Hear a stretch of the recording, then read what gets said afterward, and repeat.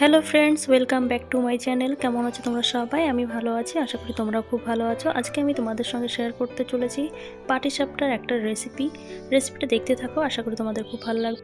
প্রথমে আমি কড়াইতে 1 চামচ ঘি দিয়ে দিয়েছি। এরপর এর মধ্যে আমি হাফ প্যাকেট সুজি দিয়ে দিয়েছি। সুজিটা আমি লাল লাল করে ভেজে নেব।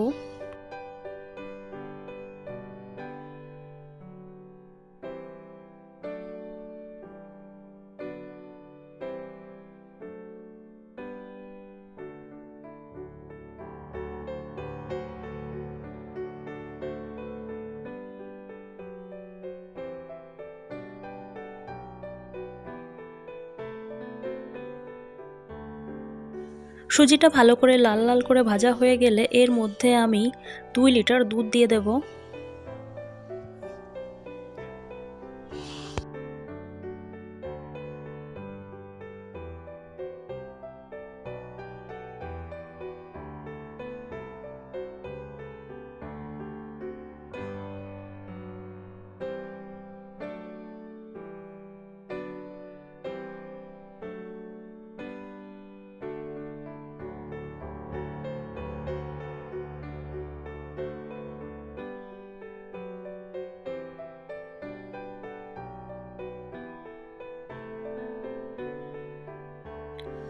দুধটাকে ভালো করে জাল করে কমিয়ে নিতে হবে।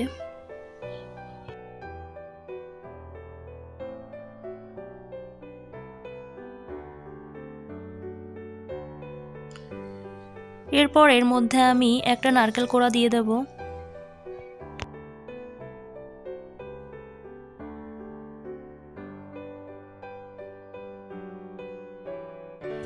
চিনি 500 গ্রাম। তোমরা চাইলে মিষ্টির পরিমাণ কম বেশি করতে পারো, তবে পাটিসাপটা পিঠাতে মিষ্টি বেশি হলে খেতে ভালো লাগে।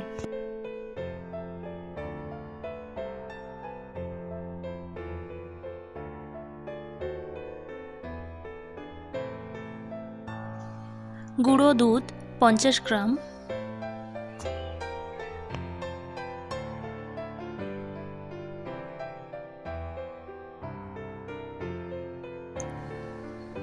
এলাচ গুঁড়ো,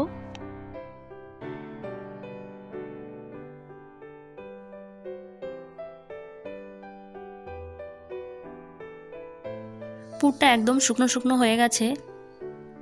এবার পুরটাকে আমি নামিয়ে নেব। পুরটা একটু শুকনো শুকনো করে নিতে হবে। চালের গুঁড়ো 500 গ্রাম, ময়দা 250 গ্রাম, সুজি 200 গ্রাম,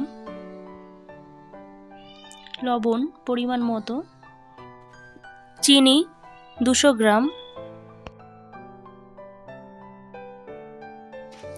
একটা চামচ দিয়ে শুকনো উপকরণগুলো ভালো করে মিশিয়ে নিতে হবে।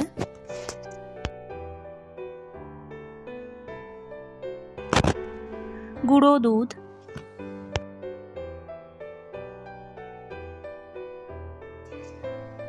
আমি অল্প অল্প করে দুধ দিয়ে ব্যাটারটা তৈরি করব। আমার ব্যাটারটা তৈরি করতে মোটামুটি 500 গ্রাম দুধ লেগেছে।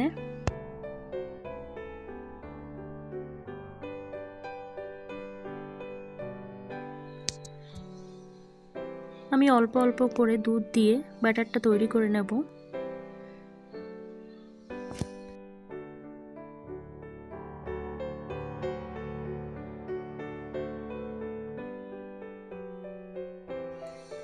ব্যাটারটা তৈরি হয়ে গেছে। এবার আমি ব্যাটারটাকে ঢাকনা দিয়ে ঢেকে 30 মিনিট রেখে দেব।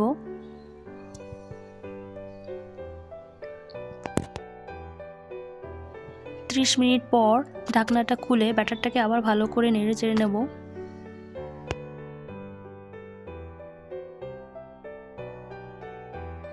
এবার আমি পিঠেগুলো তৈরি করে নেব। পিঠেটা তৈরি করার জন্য আমি প্রথমে কড়াইতে একটু ঘি ব্রাশ করে দেব। ঘি ব্রাশ করে এরপর আমি একটা টিস্যু পেপার দিয়ে মুছে নেব। এরপর আমি একটা একটা করে পাটিসাপটা পিঠে বানিয়ে নেব। এরপর আমি একটু ব্যাটার দিয়ে দেব। 2 মিনিট পর আমি আগে থেকে যে পুরটা রেডি করে রেখেছিলাম পিঠের জন্য সেই পুরটা দিয়ে দেব।